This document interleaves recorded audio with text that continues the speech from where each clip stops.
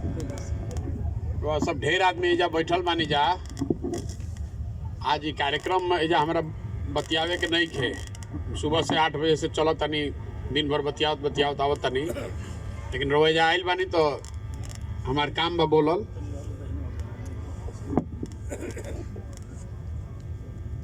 देखिए, हमार नाम है प्रशांत किशोर। हम नेता ना हई, वोट नहीं मांगत, गाँवे गाँवे घूमत तनी पैदल। संकल्प ले बानी कि पूरा बिहार में पैदल चल के ही घूमब। सब गांव, शहर, कस्बा, पंचायत में पैदल चल के जाई। आदमी पूछता कि भाई पैदल काहे चलत तड़न? हमरा पैदल चले से राउर गरीबी तो ना दूर होई, हमरा पैदल चले से राउर घर ना बनी, रुआ अनाज ना मिली, लइकन के रोजगार ना मिली, पढ़े के व्यवस्था ना हुई। तो हम पैदल काहे चलत तनी? आपन घर द्वार सुख सुविधा छोड़ के पैदल क्यों चल रहे हैं? पैदल इसलिए चल रहे हैं कि जौना राज्य में हमनी के रहत तानी जा, बिहार में, 40-50 वर्ष पहले भी देश का सबसे गरीब और पिछड़ा राज्य था, और आज भी देश का सबसे गरीब, सबसे पिछड़ा, सबसे ज्यादा अशिक्षित, सबसे ज्यादा भूखमरी और बेरोजगारी वाला राज्य बिहारे है। ये सुधार नहीं रहा है। जे लड़का रहे वो जवान हो गई, जवान आदमी बूढ़ हो गईलन, लेकिन बिहार के दुर्दशा सुधरत नहीं खे।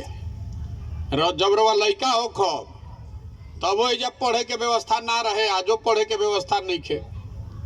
आज से 25-30 वर्ष पहले भी एजा रोजगार ना रहे, लइकन के बहरी जाके मजदूरी करे पड़त रहे, आजो मजदूरी करे पड़ता। ये सुधरत काहे नहीं खे? ये देखे चलल बानी, गाँवे गाँवे घूम के देखत तानी कि का समस्या बा, का परेशानी बा, वो देखब, समझब, एकरा से निकले के रास्ता निकाले के प्रयास करत तानी जा। तो जब पदयात्रा कर ले पूरा बिहार में 5000 किलोमीटर, साल 1.5 साल लागी, तो सब गांव, सब पंचायत के योजना बनावत तानी। पूरा बिहार के ना, हर पंचायत का अलग अलग, हर पंचायत के विकास का 10 साल का योजना बना रहे हैं। जब पदयात्रा खत्म होई तो एकरा के बना के जारी करब, रउआ ओकरा के देखब, रउआ पता चली कि जन सुराज में आपके गांव के लिए, आपके पंचायत के विकास के लिए क्या योजना है। ओमे लिखल रही कि हम वो गांव में गइल रहे, उधर नाली नहीं खे, उधर नाली बनी। ओमे लिखल रही कि सड़क नहीं खे, सड़क बनी। लेकिन सड़क का बनना, नाली का बनना विकास नहीं है।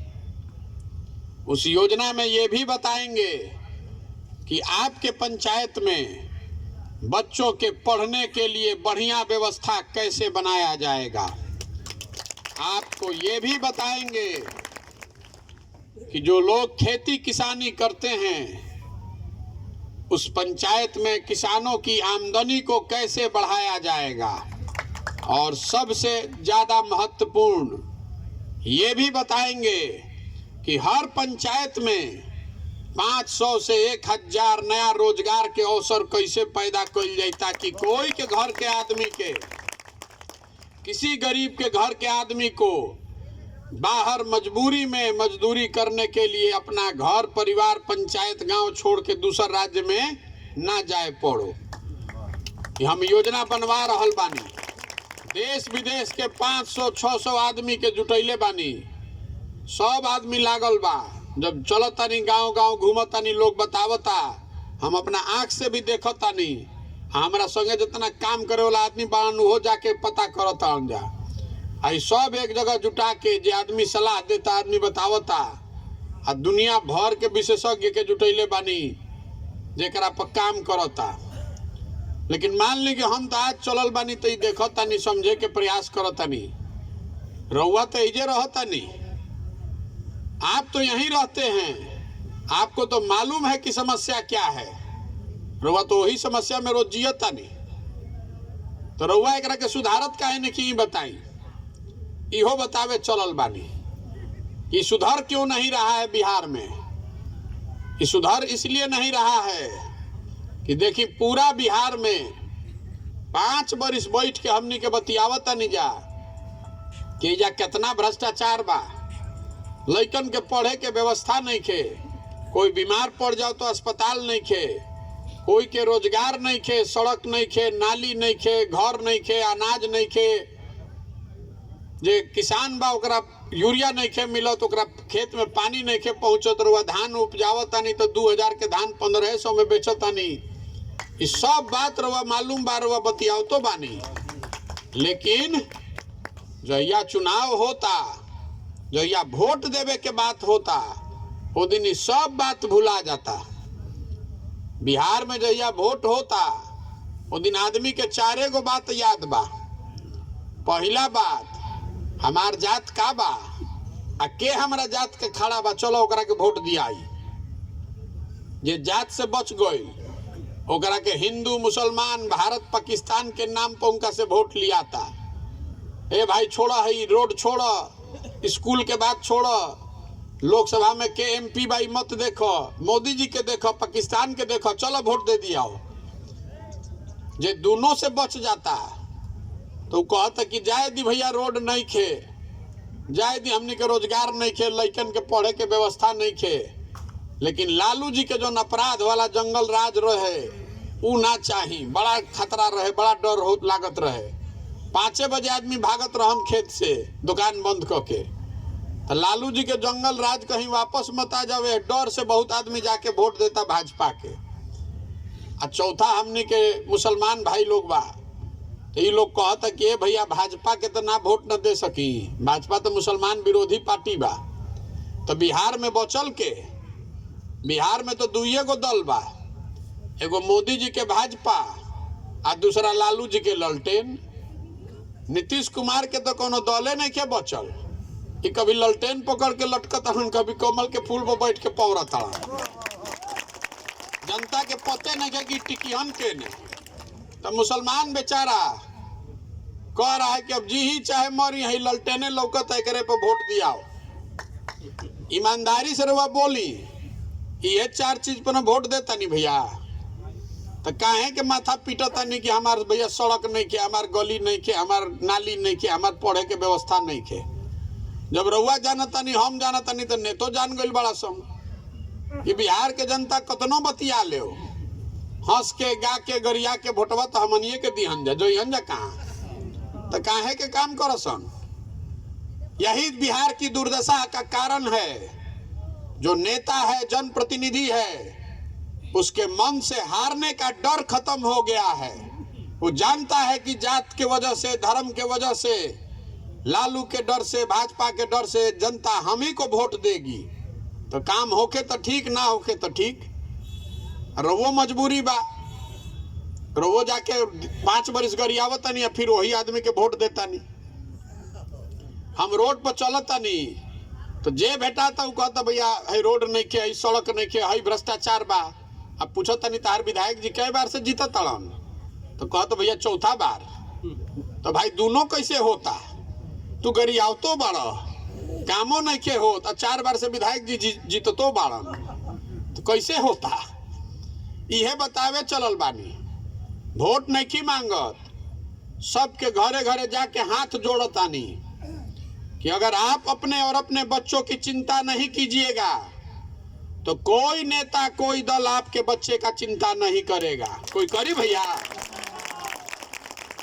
जब रउआ अपन लड़का के चिंते नहीं की करत तो प्रशांत किशोर राव लड़का के चिंता करी। हम चलत नहीं पैदल तो 100 गो लड़का आगे दौड़त सन, 40 गो 50 गो के शरीर पर तो ठीक से कपड़ा नहीं खे, पैर में चप्पल नहीं खे। लड़का देखिए के बुझाता कि भर पेट भोजन भी नहीं खे मिलत। आपका लड़का पढ़ने जाता है, वहां पढ़ाई नहीं खे हो, पिलुआ वाला खिचड़ी खियावल जाता, और रउआ ओकर चिंते नहीं खे, तो प्रशांत किशोर ओकर चिंता करी हन। ये बतावे चलल बानी कि अगर आप अपने बच्चे का चिंता नहीं कीजिएगा तो गाना गाना बंद कीजिए। ये जातना आदमी रवा बानी जा बताई तो हमरा के अपना बच्चन के नाम पर ईमानदारी से कहियो हमने के पढ़ाई खातिर वोट देले बानी जा भैया? कोई बिहार में पढ़े खातिर वोट देता? तो नहीं के देता। काहे के कहतन के भैया शिक्षा व्यवस्था ध्वस्त हो गई, ए भैया शिक्षा व्यवस्था ध्वस्त हो गई। अरे जो बोइएगा वही ना काटिएगा। आप गेहूं का खेती कीजिएगा और धान काटिएगा। आपने वोट दिया है जात पर, तो जहां जाई वही जात के बात होता। रवा वोट देले बानी भारत पाकिस्तान के नाम पर, तो जैसे ही टीवी खोलता नहीं तो भारतीय पाकिस्तान बतावल जाता। आपने वोट दिया है हिंदू मुसलमान के नाम पर, तो जहां जाई तो हिंदू मुसलमान के बात होता। यह बतावे चलल बानी कि जैसा वोट दबाइएगा वैसा ही परिणाम पाइएगा। आदमी झूठो कहता कि भैया नेताजी हमरा के ठग लेलन, चुनाव से पहले बढ़िया बढ़िया सबे बोलता, फिर जीत जाता तो नहीं खन आवत। कोई रवा के नहीं के ठगत। ये बुर्बक मत बनाई कोई के। आपको कोई एक बार न ठग सकता है, 2 बार ठग सकता है। अगर 3 बार 4 बार 5 बार रउआ ठगाता नहीं तो एक मतलब है कि कुछ न कुछ गलती रउए में हमरा में बा। रउआ दुकान पर जाइब सामान खरीदे, अगर दुकान वाला ठग ली तो फिर वो दुकान में जाइब दोबारा, और दोबारा जाइब तो घर के आदमी का कही कि तारा मालूमे रहे कि ठग है तो काहे गइला हुआ फिर से। तो नेतो के तो वह ना हाल बा भाई। जब जानते बड़ा कि चोर है तो फिर काहे वोट देले बड़ा भाई?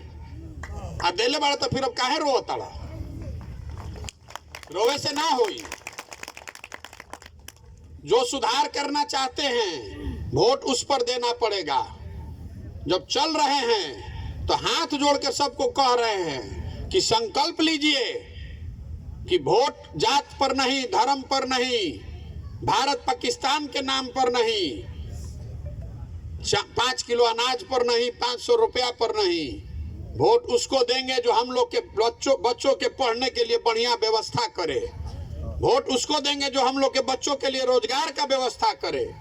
वोट उसको देंगे जो किसानी को यहाँ लाभदायक बनाए। तब न गरीबी से निकलिएगा। 5 किलो अनाज खा के रवा गरीबी से निकल जाइब। जीवन भर 5 किलो अनाज भिखारी के तरह खाए पड़ी। सामान के रोजगार मिल जाए तो 5 किलो अनाज ना खरीद ले जाके। तो वही कहे के चाहिए ना कि हमारा 5 किलो अनाज ना चाहिए, पहले सामान के हमारा रोजगार दो तब वोट दे। तो 5 किलो अनाज पर देता नहीं वोट, और आप देता नहीं गए भैया नौली बनवा दी, और नौली बनवा देनी रवा वोट दे देनी। एगो नौली पर वह 5 बरिस के अपन बेच देनी।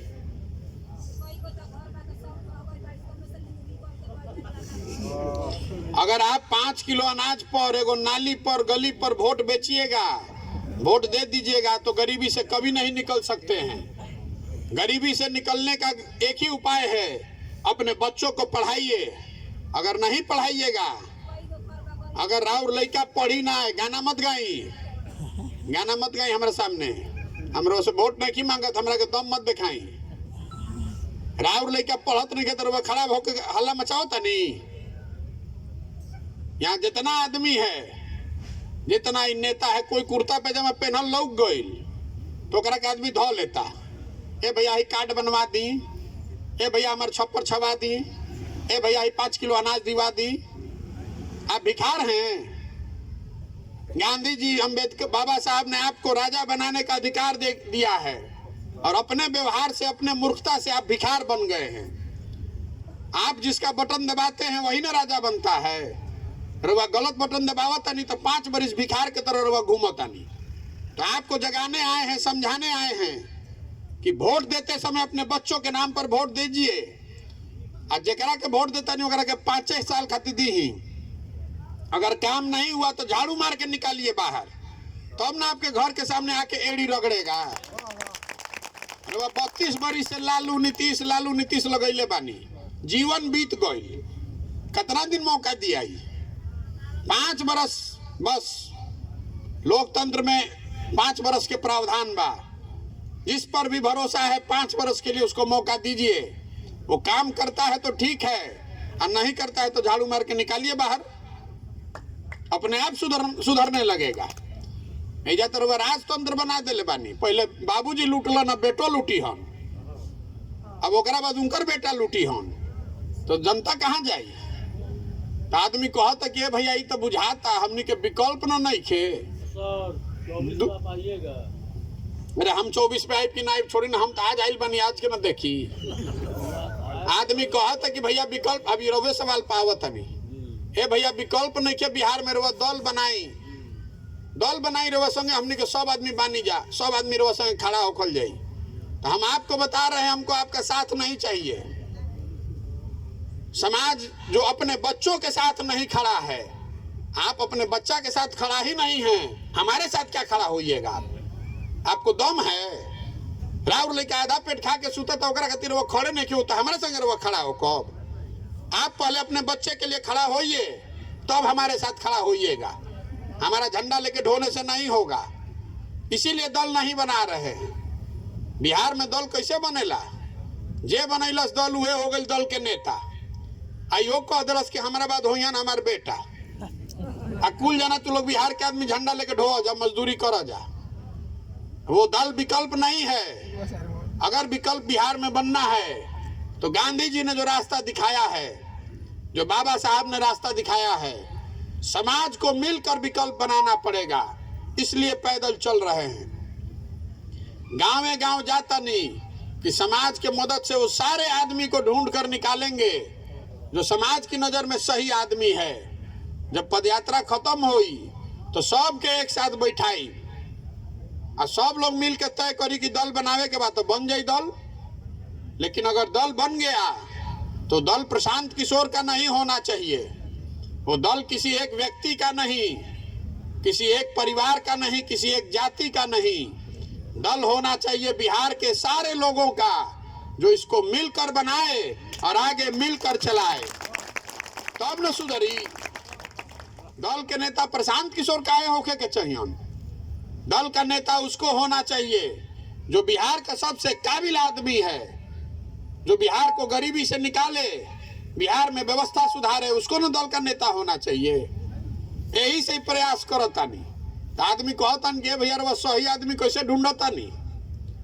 केकरा माथा पर लिखल बा कि सही के गलत के? तरुआ के बतावतानी कि सही आदमी कैसे ढूंढतानी। दही देखले बानी न घर में, दही में से मक्खन कैसे निकालीला? दही में मक्खन बा, लेकिन दही में से मक्खन निकाले खातिर दही के मथे पड़ेला।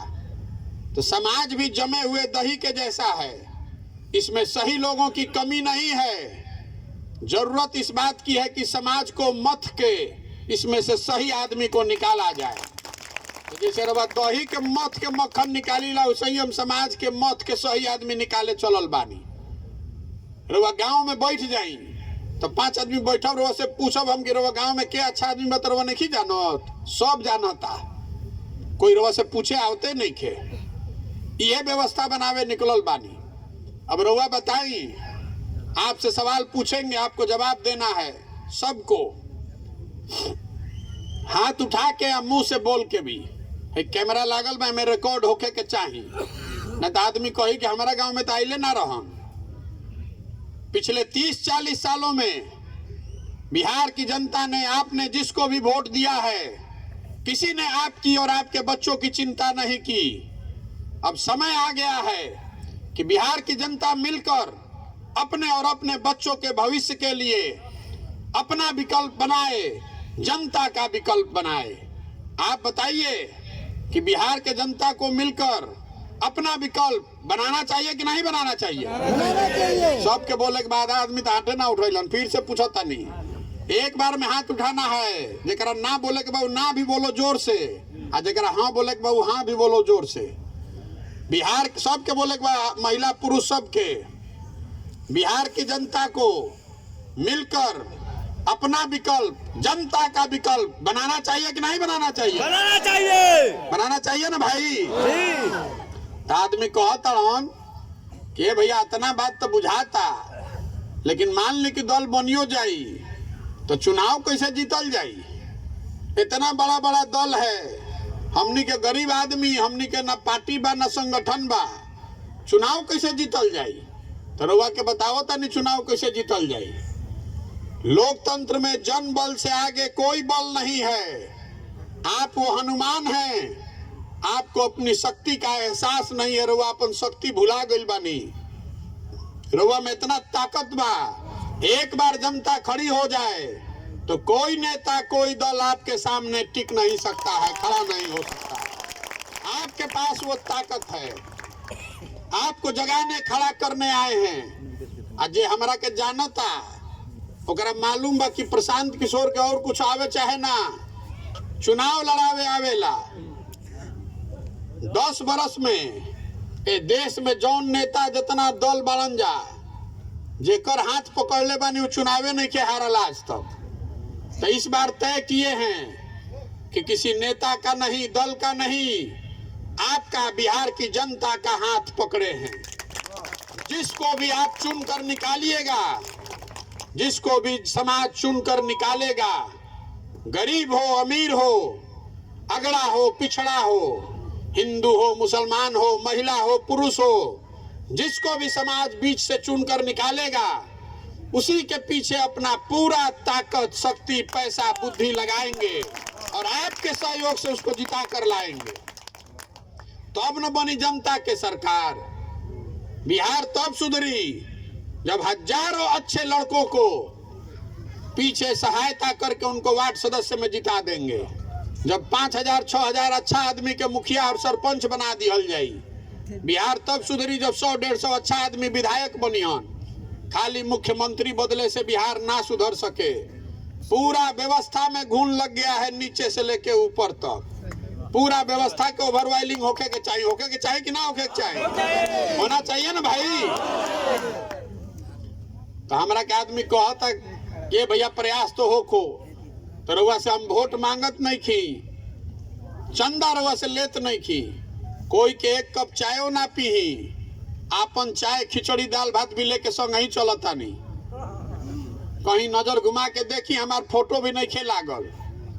अपना पैसा लगा के अपनी ताकत लगा कर ये कर रहे हैं। अपना घर परिवार छोड़कर क्यों कर रहे हैं? इसी मिट्टी में हमारा भी जन्म हुआ है। हमारे दादा मजदूर थे, बैलगाड़ी चलाते थे, बनिहारी करके हमारे बाबूजी के पढ़ैलन, तब बाबूजी हमारे डॉक्टर हो गइलन। हमारे बाबूजी ने हमको पढ़ाया है, तब ना हम खड़ा होके बोलता नहीं। तो मिट्टी का कर्ज है, इसको वापस अदा करने आए हैं। अगर हमारा हिम्मत नहीं पड़ेगा तो किसका हिम्मत पड़ेगा? इसलिए आए हैं। बिना सुधारे मानव ना, चाहे 2 बरिस लागे कि 10 बरिस, बिना सुधारे मानेंगे नहीं। ये सपना लेकर आए हैं। आदमी कहता कि भैया बुझाता कि मुख्यमंत्री बने चाहता। रउआ हमरा के नहीं जानत, रउआ हमरा के नहीं जानत। हम इतना छोटा सपना लेके नहीं पैदा हुए हैं। मुख्यमंत्री बने के रही तो काले सरकार में चल जाई। एगो फोन करब तो काले सरकार में रउआ लौकब। मुख्यमंत्री बनना नहीं सपना है। ये सपना लेकर आए हैं कि ये देश का सबसे गरीब और पिछड़ा राज्य बिहार हम लोग के जीवन काल में देश का अग्रणी और समृद्ध राज्य बने। ये सपना लेकर आए। ये सपना लेकर आए हैं कि एक दिन ऐसा भी आना चाहिए जब पंजाब से गुजरात महाराष्ट्र तमिलनाडु से लोग आकर बिहार में रोजी रोजगार करें, तब मानेंगे कि बिहार में विकास हुआ। आप संकल्प लेकर जाइए कि ऐसी व्यवस्था बनाएंगे कि हम लोग के बच्चों को बाहर पढ़ने नहीं जाना पड़े, किसी को मजदूरी करने के लिए दूसरे राज्य में नहीं जाना पड़े। दूसरे राज्य के कोई गुजरात के पंजाब के आके बिहार में मजदूरी करता भाई? एक को आदमी कर रहा बा मजदूरी। तो जब ओइजा के आदमी मजदूरी एजा नहीं करे आवो तो हमनी के लेकर कहे जाता हसन बाहर? एजा नहीं के व्यवस्था तबे न जा रहा है। आपके घर का सवांग जवान लड़का सब जिसको आप पेट काट काट के बड़ा करते हैं, 20 बरिस 22 बरिस के हो गई, तो पीठ पर झोला बांध के भेड़ बकरी के तरह आदमी ट्रेन में बस में जाता रहा। 10,000 12,000 रुपया खाती 12-12 घंटा 14-14 घंटा वहां काम कर रहा है। अपना जवानी अपना हाड़ गला रहा है ताकि 6,000 8,000 घरे भेजो तो कर बाल बच्चा खाना खाई। तो स्थिति बदले के चाहिए कि ना बदले के चाहिए? बदलना चाहिए कि नहीं बदलना चाहिए? बदलना चाहिए ना भाई। तो बदलना चाहिए तो आपको खड़ा होना पड़ेगा। और ये जो पूरा प्रयास कर रहल बानी, ये होगा कैसे? ये होगा ऊपर वाले की कृपा से। पिछला 40-50 साल में किसी का हिम्मत नहीं पड़ा है कि बिहार में ये प्रयास करे। ये प्रयास कर रहे हैं, ये वर्षों की जमी काई है। जैसे रुआ काउर छोड़ाई ला ईंटा से रगड़ के, वैसे ही छोड़ावे निकलल बानी गाँव गाँव। अगर आपको लगता है कि जो काम हम कर रहे हैं ये ठीक काम है, बिहार के भले के लिए है, बिहार के बच्चों के भले के लिए है, तो एक बार हाथ उठाकर आशीर्वाद दीजिए। आशीर्वाद दीजिए, है ना आपका आशीर्वाद? ओके ना प्रयास? ओके ना प्रयास भाई? तो एक बार संकल्प लीजिए कि आपके बच्चों को आप पढ़ाइएगा। संकल्प लीजिए कि बिहार के बच्चे पूरे भारत में घूमकर मजदूरी करने के लिए नहीं पैदा हुए हैं। इस मिट्टी का गौरव करना सीखिए। ये ज्ञान की भूमि रही है बिहार। हम लोग मजदूरी करने के लिए नहीं पैदा हुए हैं। ये व्यवस्था ने, नेताओं ने हम लोग को मजदूर बना दिया है। इसलिए इसको सुधारिए, और इसको सुधारने की ताकत सिर्फ और सिर्फ बिहार की जनता में है। यही बताने के लिए पैदल चल रहे हैं। तो ओके ना प्रयास? एक बार अंत में इस मिट्टी के सम्मान में, जहां हम लोग पैदा हुए, जहां हम लोग के माँ बाप और पूर्वज पैदा हुए, हमने के बहरी जाता नहीं जाता कहता अरसन बिहारी मतलब बेवकूफ, बिहारी मतलब अनपढ़। हम लोग के बच्चे जो बाहर पढ़ने जाते हैं, जो मजदूरी करे जाता, नौकरी करे जाता, ओकरा के आदमी गाली देता हम बिहारी के नाम पर। ये स्थिति बदलना चाहिए, ये बदलना चाहिए। हम लोग सबका झोला ढोने और गाली सुनने के लिए नहीं पैदा हुए हैं। ये स्थिति तब सुधरेगी जब आप सुधरिएगा। तो इस मिट्टी के सम्मान में एक बार नारा लगाकर हम लोग खत्म करेंगे। मैं बोलूंगा जय बिहार, आपको बोलना है जय जय बिहार। जय बिहार, जय जय बिहार, जय बिहार, जय जय बिहार, जय बिहार, जय जय बिहार। अब बहुत रात हो गई बा, जरा खाना नहीं खेले खाना खा के जाई। काल भोरे हमें जब बानी जरा भेंट करे कोई भेंट करब। बहुत बहुत धन्यवाद।